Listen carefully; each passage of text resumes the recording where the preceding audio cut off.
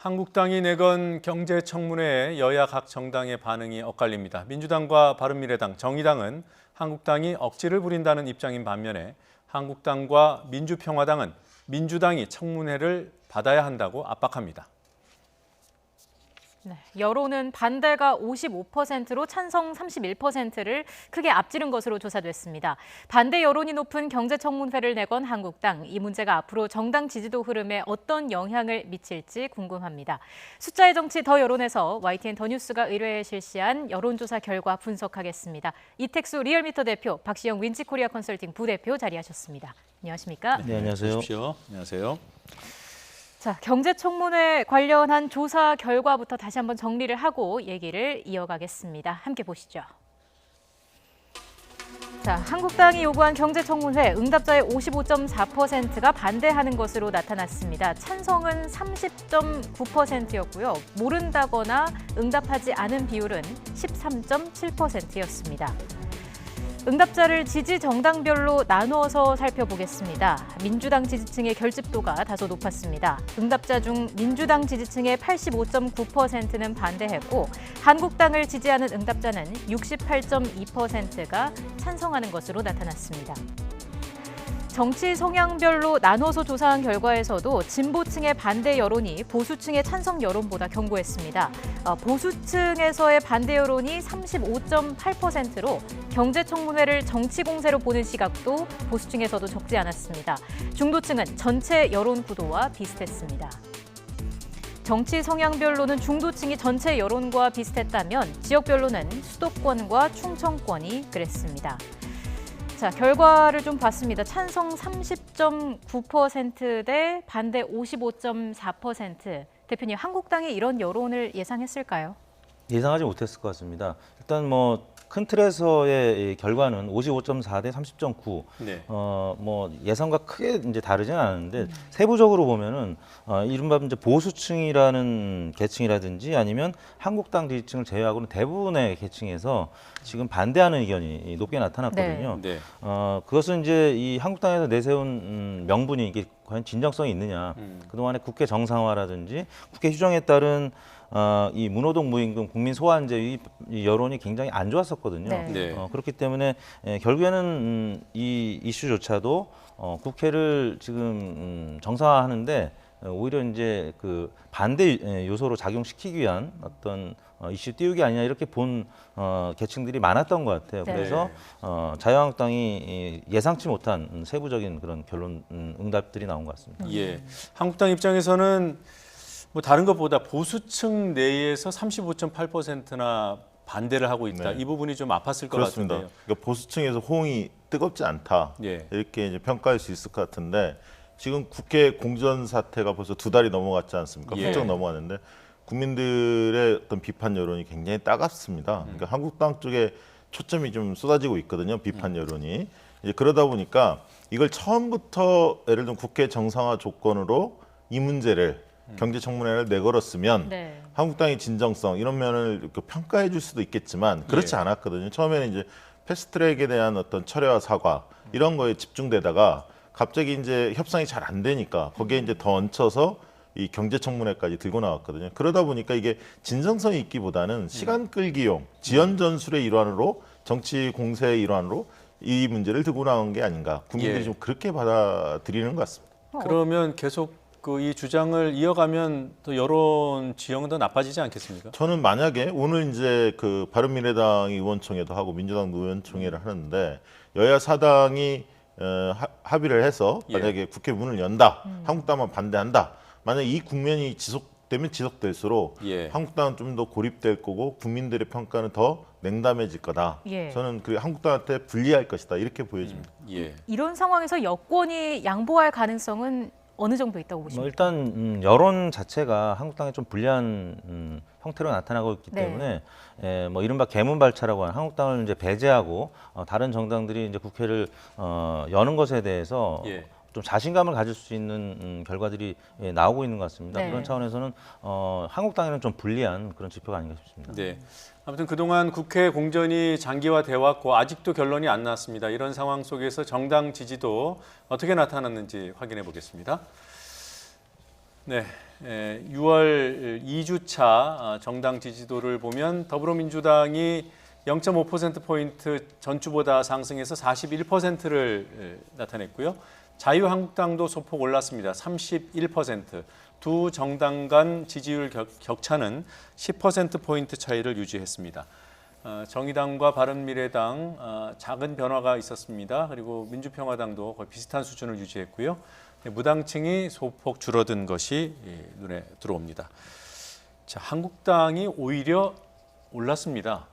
왜 그런 거죠? 이거는 뭐 일주일 간격으로 보기보다는 네. 좀 거시적으로 볼 필요가 있는데 저는 이제 그 장애투쟁 직전과 네. 지금 한 2달 동안 여론의 추이가 어떻게 변했는지 그 점을 좀 살펴볼 필요가 있다고 보는데요. 예. 한국당이 그 가장 그 고점을 찍을 때가 34% 정도를 찍었고요. 네. 네. 민주당이 낮을 때가 한 37, 8% 수준까지 떨어졌었습니다. 네. 그래서 그 당시에 4%포인트 격차까지 좁혀진 적이 있었거든요. 네. 지금 그래프에 나오네요. 그렇습니다. 38.7대 34.3. 예. 네. 그래서 4.4%포인트까지 좁혀졌었는데 이게 지금 격차가 10%포인트 차이로 다시 좀 벌어졌거든요. 결국은 장애투쟁 등 국회 공전사태가 길어지면서 한국당으로 향했던 관심이 좀 뚝 떨어졌다. 네. 그래서 중도층에서 비호감도가 높아지면서 황교안 대표께서 말씀하셨던 중원 전략, 이른바 중도층을 잡겠다. 이 전략이 지금 잘 통하지 않는 예. 그런 상황이 아닌가 싶습니다. 네. 그럼 만약에 단독 국회가 열릴 경우에 여론은 어떻게 움직일까요? 아까 말씀드렸듯이 한국당이 고립되면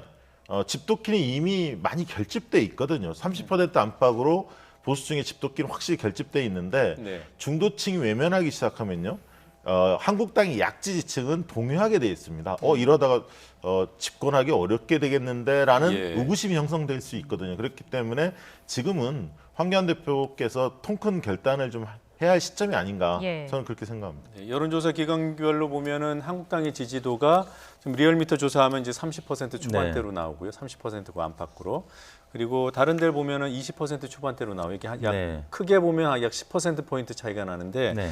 그게 그러니까 약지지층이 그 리얼미터 조사 방식으로는 많이 드러나기 때문에 들어있지만 지금 박 부대표님 말씀대로 한국당이 흔들리고 중도층의 지지를 받지 못하면 이 10% 포인트 정도가 훅 하고 움직일 가능성이 네. 있다는 거죠. 그렇습니다. 이제 지난 주간 일주일 1일 단위로 이제 보게 되면은 예. 주초 중반까지는 이제 김원봉 서훈 논란이라든지 네. 또 민경욱 대변인의 철렵질 이제 막말 네. 논란이 네. 있었습니다.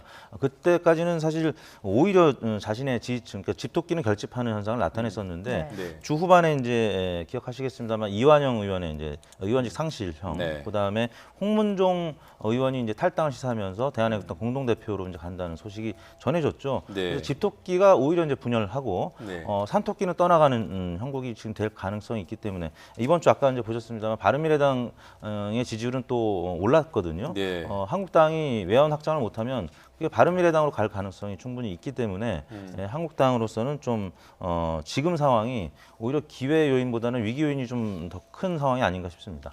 지금 단독 국회, 그러니까 뭐 단독이라는 표현이 좀 그렇습니다만 한국당을 배제한 여야 4당이 국회를 여는 그런 상황이 한국당에 좀 더 불리할 거라고 하셨잖아요. 네, 네, 그렇습니다. 혹시 역풍이 불어서 네. 한국당이 반사이익을 받을 가능성은 전혀 없을까요? 이게 지금 누가 보더라도 네. 기다릴 만큼 기다린 형국이거든요. 이게 만약에 장애투쟁 직후에 막 이런 여야 사당이 국회 단독 국회 뭐 한국당만 빼고 이렇게 문을 연다면 네. 역풍이 있을 가능성도 있지만 벌써 이제 2달이 넘어갔기 네. 때문에 국민들이 볼 때는 빨리 문을 열어라, 상임위부터라도 빨리 시작해라 이런 어떤 요구가 크기 때문에 네. 저는 역풍이 불 가능성은 그렇게 크지 않다 이렇게 보고 있습니다. 그 국회 문만 열고 사실상 파행이 이어진다면 국회에 그때는 문을 열면요 아마 추경에 대한 압박이 국민적 압박이 더 거세질 겁니다. 예. 문을 열었는데 일을 안 한다? 네. 이걸 용납하겠습니까 국민들이? 결국은 지금은 시간이 한국당 편이 아니다. 네. 이것을 빨리 깨닫는 게 중요하다라는 생각이 네. 듭니다. 알겠습니다. 자, 이번에는 대통령 국정 수행에 대한 평가도 확인해 보죠. 네, 6월 두 번째 주 문재인 대통령 국정 수행 평가, 긍정 평가가 전주보다 1.5%포인트 상승해서 49.5%, 네, 절반 수준에 육박했습니다. 그리고 부정 평가는 또 소폭 하락했습니다. 45.4%로 긍부정 격차가 4.1% 포인트네요. 이 대표님 이번 네. 조사 그 오차 범위가 플러스 마이너스 4%, 네네. 2%니까 4%죠. 네네. 그럼 그 오차 범위 밖으로 벌어졌습니다. 그렇습니다. 최근 들어서 이제 오차 범위를 경계선을 넘나드는 네. 지지를 보이다가 이번 주는 긍정 평가가 이제 많이 앞서기 시작했는데요. 네. 예. 북유럽 순방 효과가 있었습니다. 그다음에 이호 여사가 이제 사회장을 치렀는데 네. 북한에서 이제 추모 조의문과 조화가 전달이 됐죠. 예. 또 이제 문재인 대통령이 6월 중에 남북 정상회담 가능성도 관련된 보도가 이제 이어졌고요. 네. 그러면서 문재인 대통령 지지율이 높아졌는데 좀 그 세분화해서 보면 5월 첫째 주부터 매우 잘한다라는 네. 의견이 잘하는 편보다 높아졌습니다. 네. 아, 이게 그래요? 지난 5월 초부터 그렇게 됐는데요. 이게 이제 국회가 이제 폭력 사태로 인한 파행, 그 다음에 한국당 의원들의 막말 이어지면서 어떻게 보면 이제 문재인 대통령이 정통성에 이제 시비를 거는 촛불을 들었던 그 계층들이 다시 결집하는 모습. 그러니까 그동안은 굉장히 오랫동안 잘하는 편이 높았습니다. 네. 부정평가는 매우 잘못한다는 의견이 높았었고요. 근데 같은 48%, 9%지만 매우 잘한다는, 그러니까 지지층이 아주 결집하고 있다 이런 경향성이 발견이 되면서 네. 오차 범위를 넘는 긍정평가가 나타난 것 같습니다. 저는 뭐 이번에 긍정평가 소폭이지만 올랐던 이유 중에 가장 큰 이유를 순방 외교 성과라고 봅니다. 왜냐하면 민경욱 대변인이 한국당 대변인이 철렵질이라는 발언을 했습니다. 그래서 논란이 좀 됐습니다. 순방 외교에 대해서 일부 이제 신문에서 또 비판 논조도 나왔습니다. 이러다 보니까 국민들이 그 대통령이 순방 외교에 대해서 좀 깊이 들여다보는 계기가 됐던 것 같습니다. 과연 어떻게 하고 있지라고 관심을 기울였는데 오슬로 선언을 하면서 평화를 또 강조했고요. 네. 예. 거기에 머물지 않고 스타트업에 대한 생태계를 강조한다든가 부산 헬싱키 직항 노선 그다음에 이제 그 제약사에 투자를 유치하고 이런 경제 행보를 같이 하셨거든요. 예. 이런 것들이 국민들 눈에 신선하게 보였다. 이런 측면이 하나 있고요. 예. 네. 그리고 이 U20 월드컵 우리 그 어린 그 우리 선수들. 축구 대표팀의 네. 선전 이것도 또 영향을 미쳤고요. 국회가 지금 마비 중이지만 나름대로 정부하고 그 당이 일을 하고 있다. 당정 협의를 통해서 뭔가 일을 하고 있다는 이미지를 좀 준 측면도 있습니다. 이제 구미와 밀양의 상생형 일자리 강조했고요. 이장 통장들의 그리고 군 사병들의 월급 급여 이런 네. 것들을 좀 인상하면서 뭔가 국회는 좀 꽉 막혀 있지만 정부 여당이 좀 일을 하고 있구나. 일하는 어떤 정당 이미지, 일하는 세력 이미지를 좀 준 게 아닌가. 그런 생각이 듭니다. 예. 그 강기정 정무수석과 복귀형 정무비서관의 발언과 관련해서는 여론이 어떤 평가를 내렸다고 보시는지? 저는 그게 크닥 그 영향을 미치지 않은 것 같아요. 왜냐하면 이게 이제 국회 청원에 대한 답변 성격이 하나 있었지 않습니까? 그냥 뜬금없이 나온 것은 아니거든요. 네. 국회 예. 청원이 올라오다 보니까 정무수석하고 정무 그 비서관이 답변을 할 수밖에 없었고 답변을 했고 두 번째는 나경원 원내대표의 발언이 좀 모순됐다는 측면이 있습니다. 첫 번째는 청와대 끼지 마라, 빠져라 뒤로 네. 이런 얘기를 했다가 어느덧 본인한테 연락이 없다, 전화 한 통 없다 이런 얘기를 했는데 청와대가 해명한 걸 보면 원내 수석 부대표한테 연락을 했다, 정양석. 그리고 이현승 그 당대표 비서실장한테도 수시로 이야기를 했다. 이런 네. 얘기들이 나왔기 때문에 그 내부의 소통의 문제가 아니냐, 한국당 내부에 이런 어떤 반박도 충분히 가능했거든요. 네. 예. 그러다 보니까 어떤 청와대에서 이런 민감한 발언한 것이 그닥 여론에 불리하게 작동한 것 같지는 않습니다. 네, 저도 참고로- 유리하게 보는 네. 것이요. 네. 이 강기정 수석에 대한 발언은 선관위에서 이제 문제가 없다고 이제 해명을 해준 격이 됐고 네. 두 번째 국민소환제는 워낙 여론조사에서 네. 70% 이상이 소환해야 된다는 찬성 의견이 높았기 때문에 이 두 사안은 당청에 유리하게 작용했다고 봐야 될 것 같습니다. 예, 참고로 강기정 정무수석은 그 정당 해산 청구와 관련해서 선거에서 네네. 투표로 유권자가 판단할 몫이라고 했고 국민소환제에 대한 국민청원에 대한 답변에서는 복귀형 비서관이 국회에서 답을 네. 내놔야 된다. 네. 이게 통과돼야 된다는 그런 논조를 얘기를 했죠. 자, 이번 주에는 이 정치권 대통령의 국정수행평가 그다음에 정당 지지도 어떤 부분이 가장 영향을 미칠까요? 일단 첫 번째는 윤석열 검찰총장 후보자를 기용하지 않았습니까? 네. 이 부분이 여론에 가장 크게 영향을 미칠 것 같아요. 어느 방향으로요? 저는 좀 긍정적으로 영향을 미칠 것 같습니다. 왜냐하면 검찰 개혁에 대한 국민적 요구가 높고 이분이 네. 이제 칼잡이로 유명하지 않습니까? 예. 권력형 비리 문제에 대해서 단호하게 대처했기 때문에 대통령의 어떤 검찰 개혁 의지 이런 것들을 국민들이 눈여겨 볼 거다 이렇게 생각이 들고요. 두 번째는 이제 국회 정상화 관련해서 네. 과연 개무발차를 할 거냐 네. 이게 네. 이제 포인트고요. 세 번째는 그 제조업 르네상스와 관련해서 규제 여파 이런 부분들은 이제 수요일 날 발표할 것 같은데요. 정부에서 이게 영향을 어떻게 미칠지. 또 이제 네. 부정적인 것은 인천 지역에서 계속 지금 붉은 수돗물이 나오고 있고 만 18일을 지나고 있습니다. 그래서 네. 이게 장기화되고 있는데 이에 대한 여론이 안 좋습니다. 그래서 이것이 수도권에 영향을 어떻게 미칠지 이런 것들도 좀 알겠습니다. 지켜봐야 할 것 같습니다.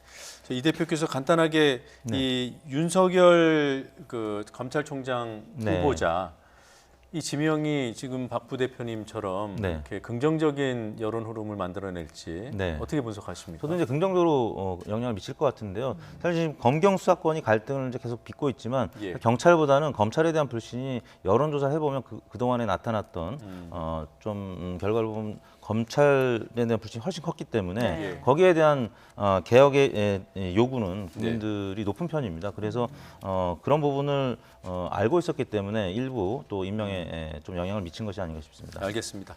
두 분 말씀 여기까지 듣겠습니다. 고맙습니다. 고맙습니다. 감사합니다.